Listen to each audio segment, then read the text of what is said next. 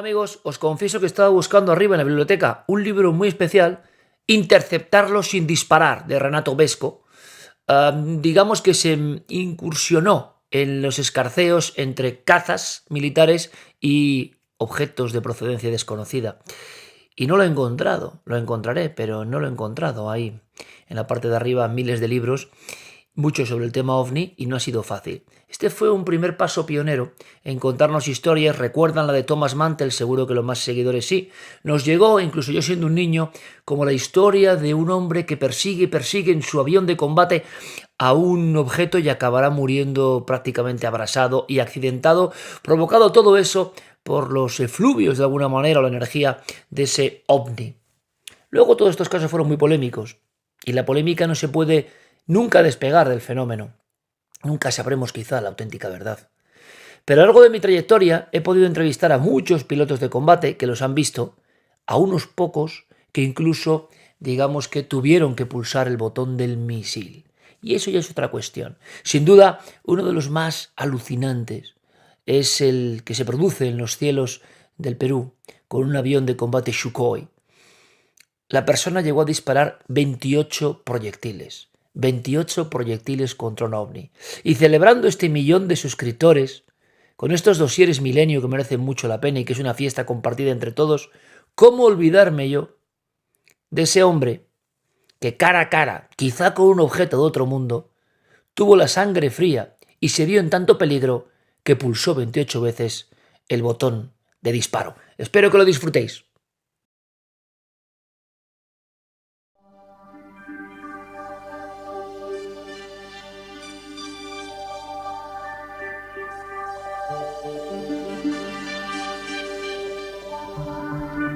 Buenas noches amigos de la nave del misterio. Me vais a permitir esta voz un tanto tomada casi por ese misterio del frío y del catarro, pero esto no emborrona un ápice la emoción que siento en este instante a la 1:10, 1:11, dentro del estudio A1 de la cadena SER. Porque tengo el pálpito, la intuición de que lo que vamos a escuchar puede ser un documento demoledor. ¿Por qué digo esto? Porque algo está ocurriendo. Como diría el gran Carlos Murciano, tantas veces aquí citado, Carlos Murciano, periodista de ABC, primer gran corresponsal tras el mundo de los ovnis en España. Algo flota sobre el mundo, o por lo menos parece que algo vuelve a flotar sobre nuestro viejo planeta, cansado ya de rodar por los espacios infinitos. La noticia, en teletipo de la agencia EFE, decía, y seguro que muchos amigos ahora recuerdan, la emoción que invadió a la mesa de redacción. Somos así, tenemos nuestro corazoncito para algunos temas. Cuando hablábamos con dos policías armadas argentinos que nos confesaban a viva voz en directo ante nuestras preguntas cómo habían visto una especie de objeto muy próximo al suelo después de una explosión en el poblado de Irene, provincia de Buenos Aires, y cómo uno de ellos, incluso Brigada Luis Bracamonte, había visto unas formas humanoides extrañísimas avanzando delante de su coche patrulla. Esta semana y no otra, como digo siempre porque pocas veces creo en la casualidad, un grupo de 14 científicos, de pilotos y de altos mandos militares, muchos de ellos ya retirados y por eso dicen que ahora pueden hablar, han pedido a Estados Unidos, unidos todos ellos en una especie de comité espontáneo, que reabra investigaciones sobre el fenómeno ovni, investigaciones que se cerraron y que vamos a comentar y recordar en 1969 con el llamado Proyecto Libro Azul, que estudió más de 10.000 casos y que acabó concluyendo que, bueno, ese fenómeno llamado ovni que tanto inquietaba a los seres humanos de los años 60, por lo menos no representaba ninguna fuerza de peligro para el orden público ni para los militares. Estos 14 científicos, pilotos y exmilitares piden claridad, luz. Hace una semana también, en el Congreso, escándalo. Políticos hablando de ovnis. Se vuelve a sacar el tema de que Jimmy Carter vio uno. Y otros aseguran que varios inquilinos de la Casa Blanca habían prometido liberalizar completamente la información al respecto.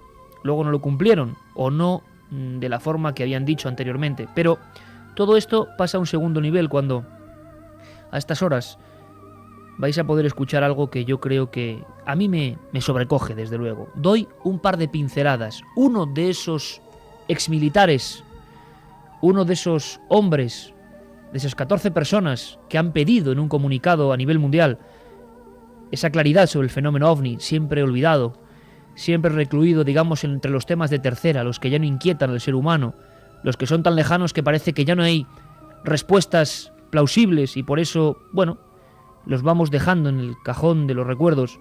Uno de ellos es el comandante de la Fuerza Aérea Peruana, Óscar Alfonso Santamaría.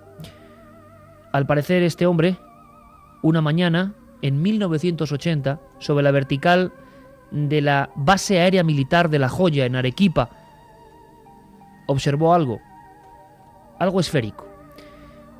Salió en scramble, salió en maniobra de interceptación y durante muchos minutos convivió con lo desconocido. Iba con un jet Sukhoi 22, preparado con unas buenas cargas de obuses, con una orden: interceptar al intruso desconocido, extraño, que flotaba ingrávido a gran altura y que podía ser alguna especie de satélite o aparato espía de origen desconocido. Así empezaba la aventura, una aventura que ha permanecido casi 25 años bajo el secreto. Un secreto que esta noche de alguna forma se reabre para todos vosotros, amigos de la Nave del Misterio. Os pido que escuchéis muy atentamente porque evidentemente esta noche la mesa de redacción tiene que opinar sobre algo que parece que está pasando. Tenemos muchos más temas, algunos sobrecogedores, otros científicos, otros históricos, pero tengo la sensación de que hay algo potente, hay algo tremendamente importante en las palabras de este militar, el comandante y piloto de combate Óscar Alfonso Santamaría. Buenas noches, amigo. Buenas noches, Iker. ¿Cómo estás para ti y para tu público? Pues estamos encantados de tenerle con nosotros, don Óscar. Estamos encantados porque no todos los días un hombre que ha sido piloto, comandante como usted, cuenta abiertamente un caso tan espectacular, porque lo que ocurrió el 11 de abril de 1980, imagino que para usted es algo absolutamente inolvidable, ¿no? Cierto, es una experiencia que ha ido tomando cuerpo con los años y ahora sí sirve para apoyar las investigaciones. Encantado de colaborar. ¿Qué pasó aquella mañana del 11 de abril de 1980, don Óscar?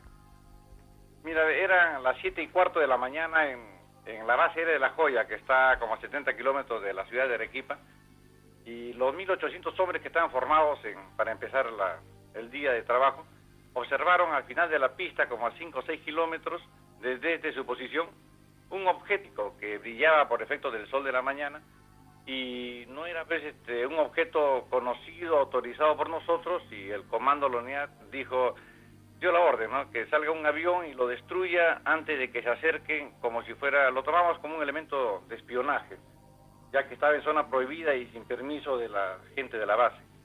Así que procedí a despegar cuando recibí la orden, y inmediatamente, como estaba cerca, tomé puntería y le disparé una ráfaga larga de 64 buses de 30 milímetros, esperando ver de que esto se destruya.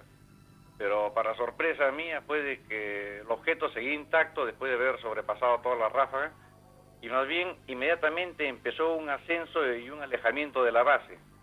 Yo aceleré mi avión por la postcombustión conectada, obtuve 950 kilómetros por hora y no podía alcanzarlo. O sea, el objeto, de estar estático, agarró una elevada velocidad en alejamiento y mi avión no podía alcanzarlo, pero como lo seguí persiguiendo, nos hemos ido hasta 84 kilómetros de distancia de la base, en un ascenso, y al llegar a 11.000 metros de altura, y yo estaba como a 500 metros separado detrás de él, este objeto se detuvo de improviso y tuve que hacer una maniobra muy brusca para no chocar con él. Así que inmediatamente, al verlo estático, volví a tomar posición de puntería, y cuando estaba ya para dispararle, esperando la distancia de alcance de los cañones que mi avión estaba equipado, cuando estaba por llegar al punto de disparo, el objeto hizo un ascenso súbito y me dejó sin blanco en la mira, ya no podía dispararle. Así que volví a tomar posición de ataque, un segundo intento, y cuando estaba por disparar nuevamente, volvió a hacer un ascenso súbito, me dejó otra vez con el ataque frustrado. En un tercer intento también hizo lo mismo. Al momento que estaba por disparar hizo un ascenso súbito, así que dije, así no se puede, voy a subir muy alto, descender bastante vertical para que si el objeto sube no se salga de mi centro de la mira. Me alejé un poco acelerando a supersónico. Cuando obtuve 1.6 Mach, regresé y empecé mi ascenso aprovechando la elevada velocidad y lo logré sobrepasar por los 14.000 metros de altura. Cuando ya lo sobrepasé, comencé a darme cuenta que el objeto empezó a subir conmigo, paralelo a mi avión casi, y nos hemos ido hasta los 19.000 metros de altura, 63.000 pies de altura, y ahí el objeto se detuvo. Mi avión había llegado ahí porque tenía velocidad, pero ya más que volar, flotaba.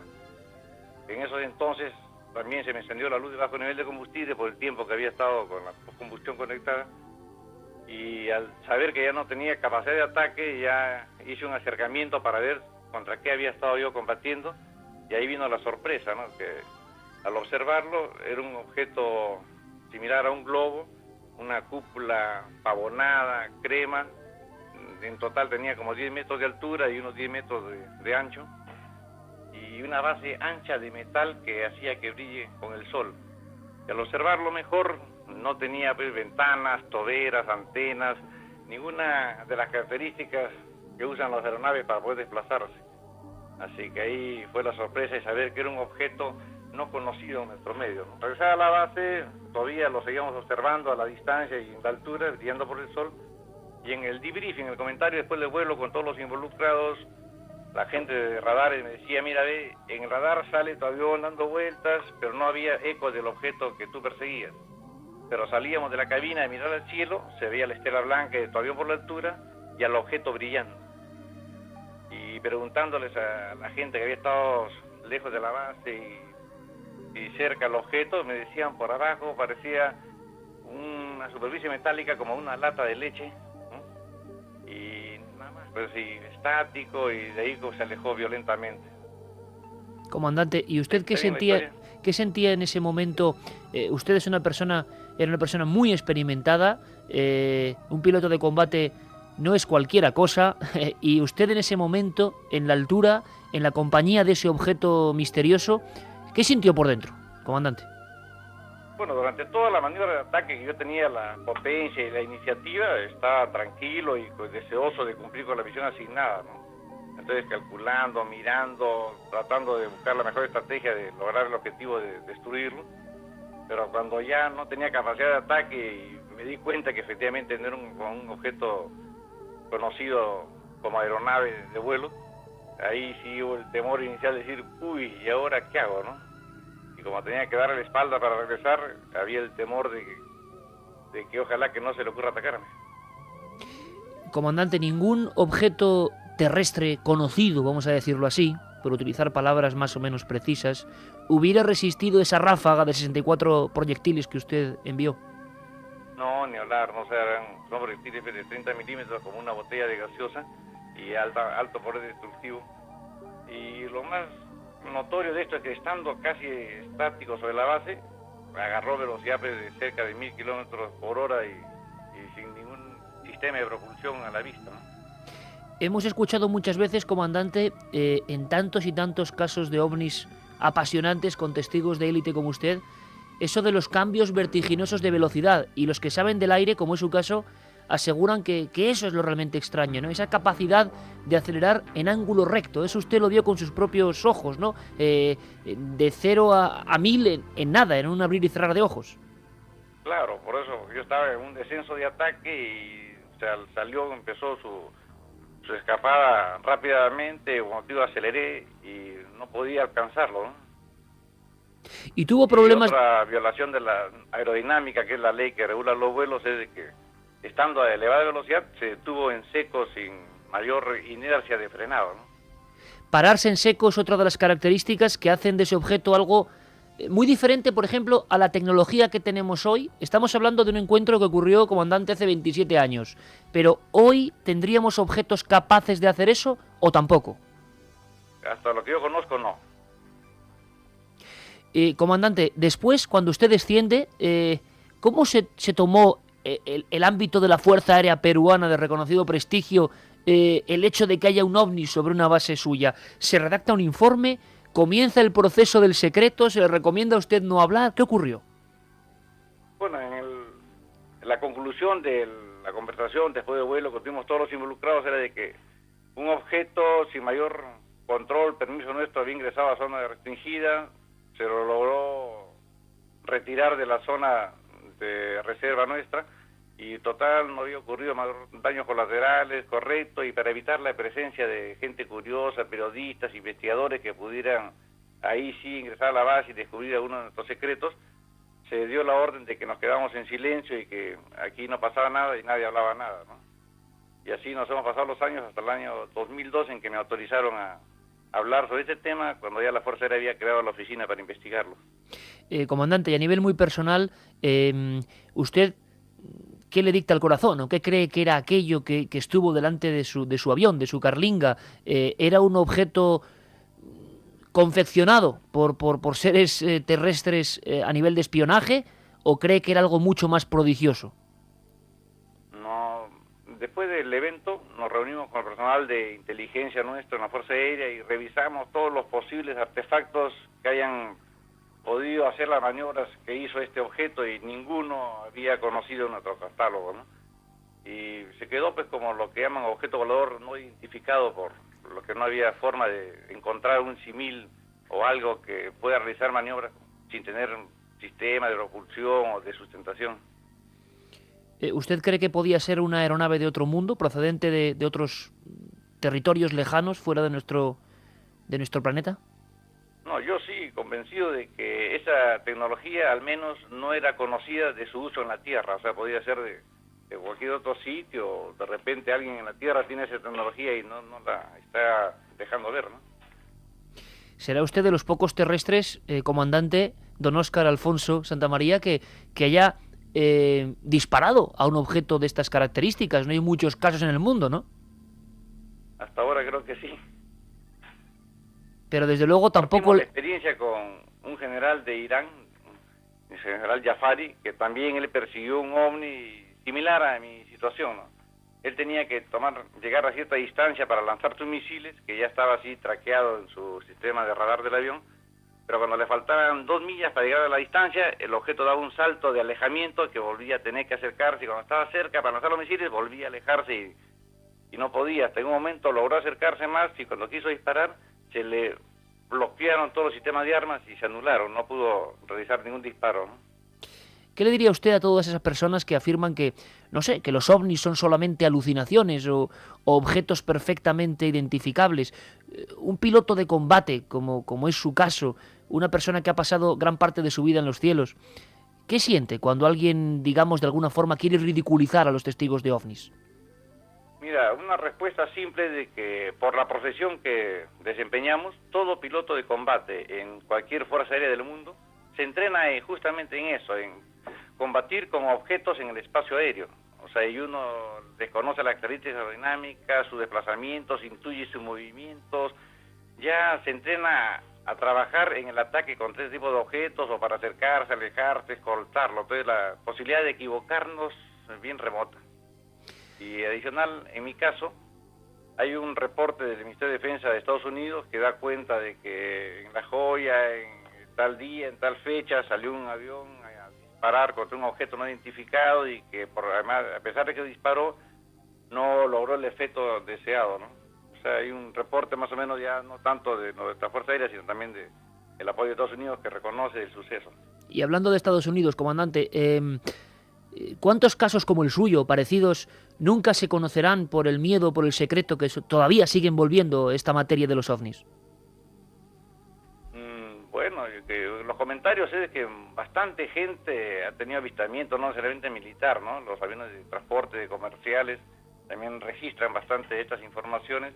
Y si te das cuenta, en estas épocas ya es más fácil hablar de esto porque ya no lo tratan a uno de forma despectiva o haciendo ridículo, sino que ya se toman como verdades porque manifestaba tantas apariciones que se están dando, ya nos ayudan a tener más fe en lo que vemos, ¿no?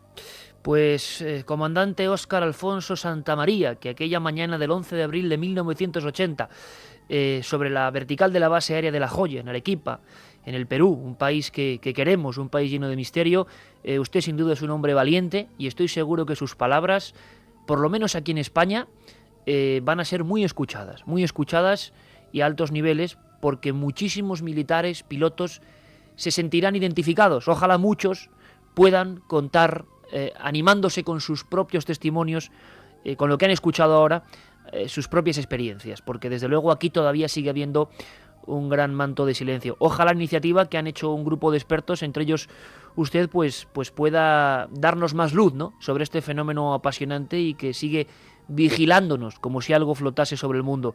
Desde luego, le agradecemos de todo corazón, don Óscar Alfonso Santamaría, comandante y piloto en aquel 11 de abril del año 80, que se enfrentó a lo desconocido y no le tembló el pulso, y fue un hombre valiente que cumplía su misión. Desde luego, un caso impresionante, de los más completos que hemos conocido. Le agradezco de todo corazón que haya estado aquí en la cadena SER, don Óscar. Don Iker, muchas gracias por la entrevista y la oportunidad de saludar a todos los compatriotas que están por tu territorio y también a tus paisanos. Y atento para cualquier otra coordinación. Muchas gracias. Don Óscar, un abrazo muy fuerte, amigo.